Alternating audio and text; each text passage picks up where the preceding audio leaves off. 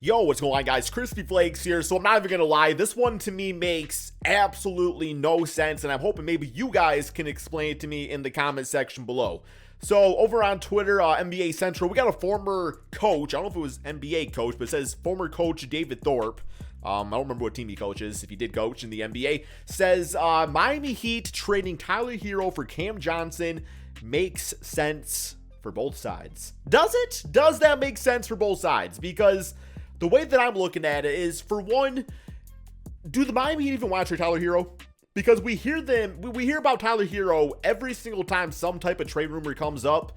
And last I heard is that the Miami Heat never even offered up Tyler Hero and a Donovan Mitchell trade package. So if that didn't happen, I assume a KD trade package probably didn't happen either. I'm going to assume that a Cam Johnson trade package also would not happen. Like, Tyler Hero just won Sixth Man of the Year. Yes, I will say that he does want to start, but guess what? The Miami Heat should be starting him. Like, he should not be a sixth man. Tyler Hero should start in the Miami Heat. He fits right in that lineup. You know, you have Kyle Lowry at the point guard spot, Tyler Hero at the 2. You got Jimmy Butler at the 3. Somebody at the 4, not Cam Johnson. But don't worry, we're going to solve all that in today's video. And then obviously Bam Adebayo at the center position. And you have, obviously, you know, Max Strus, who really went off last season. He can kind of be the new sharpshooting sixth man off the bench for the team. I think that works out completely fine. But also, think about it from the Phoenix Suns standpoint. Cam Johnson, you know, was in the most improved player candidate. Jay Crowder, you know, he's, as far as his long-term tenure on the team goes, I don't really know how long that's going to last. I think every single time I hear like a Miami Heat, some type of post going on, like Jay Crowder's liking it and trying to say that he wants to go back to the Miami Heat. I'm not really sure. But yeah, Cam Johnson, like, who he is exactly what the Phoenix Suns need. They need, you know, a stretch big at that 4 spot next to DeAndre Ayton. If you go out and trade for Tyler Hero, how the hell does that work with the rest of the lineup? I mean, you got Chris Paul and you got Devin Booker. Are you going to go ahead and do a small ball lineup with D-Book at the 3, Tyler Hero at the 2, Mikal Bridges at the 4? Yeah, as far as like a death lineup goes, I think that's pretty cool. I don't think it's sustainable for the course of an 82-game season. I don't think you should be starting games that way. But also, while I do agree that, yeah, the Suns probably should make some type of trade for a bit of a scoring spark off the bench, because let's keep in mind, if Tyler Hero was traded to that team and then forced to come off the bench, like, that would definitely not sit well with him at all.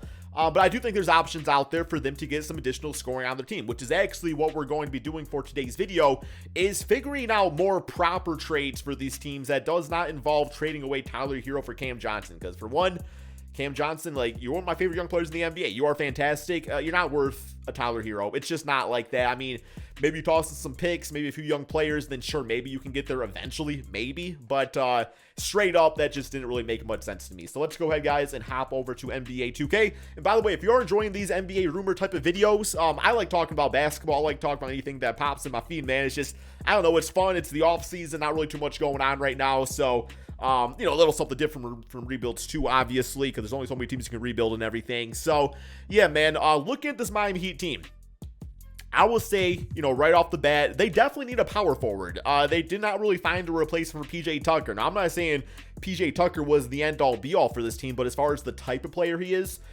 that's just what the Heat need to go out and get back, right? So I think there's a few options to get that done. Right now, they have Caleb Martin listed at the power forward position.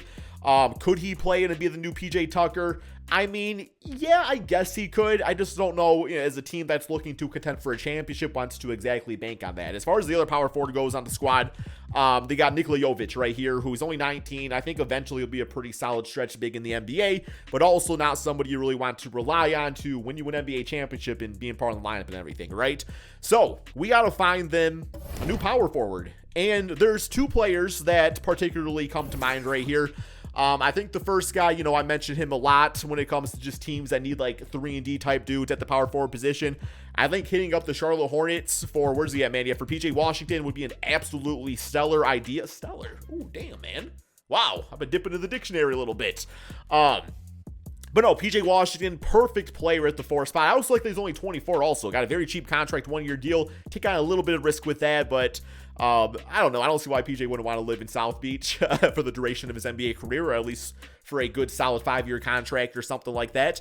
But also he's only 24, so he fits in, with the window of Bam Adebayo and Tyler Hero, which is kind of the new era after, Jimmy Butler really gets up there in age. They got like this funny like overlapping window thing going on, which I think actually kind of works, which makes sense because the Heat are one of the best teams in the NBA, right? So I really like the idea of him. I think they get him for pretty cheap. And then also the man right here, not right here, but on the Utah Jazz, Bojan Bogdanovic, listed as a small forward, but I also think he's about 6'8". It says he's 6'7", but then again, what do I know about height? If you all saw my career video, doing a really cool My Career series, man, like something you've never seen before. It was the video before this one. Go check it out.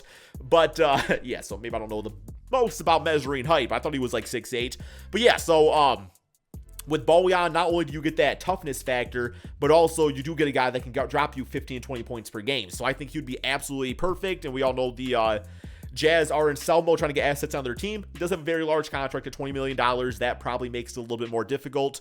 But that's somebody that I'm personally going for. So let's pull off one of these trades real quick here. I'm thinking I like Bojan the best, so we're going to see if we can figure one out there. But like I said, trying to match that contract might be a little easier said than done. So we'll get him right here. Okay. It was about $18 million. Yeah. Ooh. Oh, Duncan Robinson. Yes. 3-year deal. You toss in Duncan Robinson. You probably toss in. I would probably say you're looking at because they are taking on the contract, right? All right. We'll toss in that first round pick right there. Because to take on like a 3-year bitch ass contract, is that worthy of just one first round draft pick? You know what I'm saying? So we'll do that to match.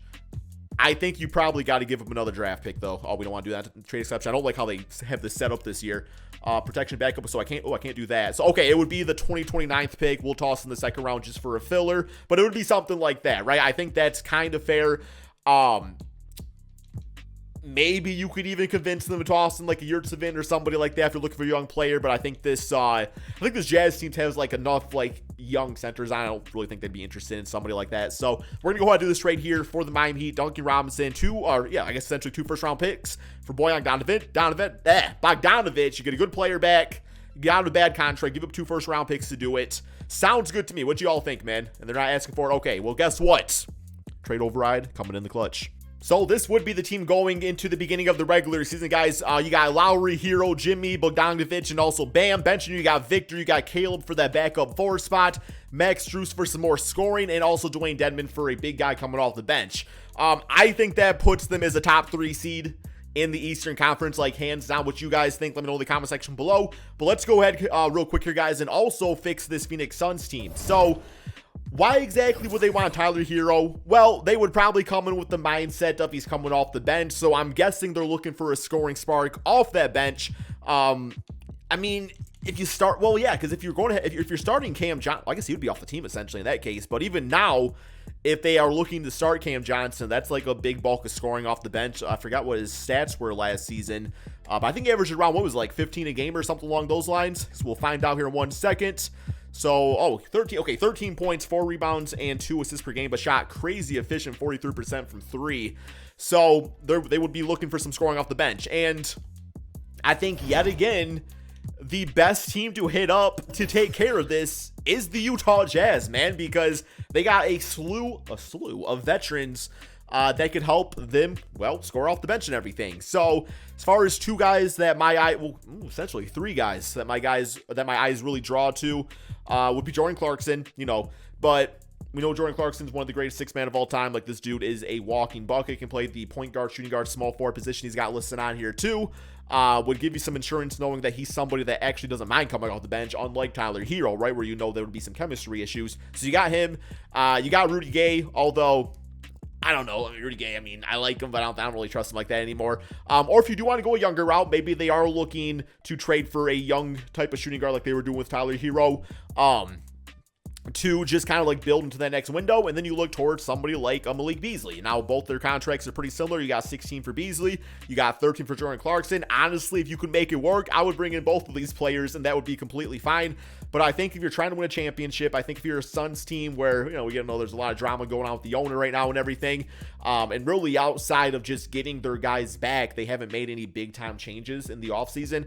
I think going for Jordan Clarkson is the big type of splash this team absolutely, not not that big a splash. Colin Sexton, D-Book in the backcourt, though, ball here for it. So it was about a $13 million contract. I think you probably, Landry Shamet, you tossed him into the deal. That's completely fine. Once again, Devin Booker, you are staying here, man. You are staying here. I think we got about another $5 million more. So you're probably looking at Torrey Craig. I mean, Jay Crowder, if he's coming off the bench, he could play power forward, small forward, so that's completely fine. So yeah, probably Torrey Craig here. And they have to toss another player. Okay, so we got to toss another player to make it work. Hopefully we just got somebody cheap here, so just give me like Stanley Johnson. There we go. Now, that's not enough because you're getting Jordan Clarkson, who is, worthy of a first-round pick. I'm not giving up like 2 first-round picks to get this done. I think he's worthy of 1. So probably something like that I think would be pretty fair to get Jordan Clarkson on the Suns and really makes sense for both sides. So now all of a sudden for the Suns, we are looking at, well, CP3, Devin Booker, Mikal Bridges, Jay Crowder. We're going to switch him out here with Cam Johnson. That's kind of how I was talking about it. And yeah, man, I mean, that does so much for them, right? I absolutely love it. So real quick here, we got some big changes here to both of these teams. I'm going to go ahead and simulate the NBA season and see just how good both of these teams do with their new pieces. So we are at the end of the regular season, 52-29. So maybe if you're a Suns fan, you see that as like a failure, but they really, I mean, they were a 60-plus win team last season. That's kind of hard to live up to 2 years in a row. And for the Heat, 57-24. So both these teams got to be atop their conferences right here. And Luka MVP, Jabari Smith, Rookie of the Year. First time I've seen that on this game. Ben Simmons, 6-man. Bam, defensive player. So you had a guy like Bojan Bogdanovic, who's also great defensively himself. Or at least solid. He's got that grit. I don't know, man. I call it that grit and grind factor. You know what I'm saying? So just going to go out there and play tough. So the Suns are second. Miami Heat, I am in the way. Actually, let me lower myself right down here. There we go. Perfect, man. Both these teams meet in the finals. That'd be absolutely perfect. Let's go to the player stats on the season. So we have scoring wise, we got Bogdanovic at 14 points, 4 rebounds per game. I'm good with those numbers. Shot 43% field goal, 37% from 3 off about 6 attempts. Yeah, I would say that's good enough. Like, that's about what he would need to do for this team, with the potential, I think, to even play better. Actually, what was his stats last season? Yeah, 8. Yeah, I mean, it says 18 points, 14 points right here, man. So maybe a little bit of a drop off, but still really good numbers. And then over for the Phoenix Suns, let's see how their new player did for them. Where we at? Jordan Clarkson. I guess we got to do this first, right? Yeah, Jordan Clarkson as a 6-man for this team. 12 points, 3 rebounds, 2 assists. So once again, a little bit less scoring, but he's on a team that's very accomplished in everything. As far as the roster goes. So that was, sorry, not disrespectful, Suns fans. I'm sorry, man. I'm sorry. I just had to kind of point that out. I didn't want people saying, well, what championship did the Suns win? That's not what I meant by that, though. So yeah, I would say overall those are good numbers at 20 minutes per game. And once again, gives you some insurance too with the vet out there, just in case maybe Chris Paul goes down with an injury. Now you got campaign and everything, but just having a Jordan Clarkson just lets you rest a little bit easy at night, a little bit easier. So let's go ahead, see what these playoffs are all about. Simulate round real quick here. And the Heat are moving on, and so are the Suns beating the Golden State Warriors. Simulate next round. And the Miami Heat have been eliminated in the second round to the Brooklyn Nets. And the Suns beat the T-Wolves 4-1. So it looks like that was the absolute missing piece. Memphis Grizzlies up next. Simulate round. And Devin Booker, Western Conference Finals MVP, getting to the NBA Finals. And what do we got here? Jordan Clarkson, well, not too great in that game, but he had the 4 assists, 2 steals, good defense. So here we go. Nets in the finals. Simulate round. Ben Simmons versus Devin Booker. The Nets won. Okay. I would not be too surprised if the Nets could pull off a championship next season. I know we don't want to believe it, but I still look at the factors and everything. And you got Kevin Durant shooting 54% from 3, dropping 35 points per game. Yeah, you can win the finals doing that. But and y'all went out, got Clint Capella. I like it. But overall, it seems like this trade was pretty beneficial. It doesn't end up blowing up the roster, trading away a Tyler Hero or a Cam Johnson. There's plenty of ways to get good quality players without doing absolutely crazy things. Guys, that's all we have for this video. Thank you all so much for watching, and peace out, my friends.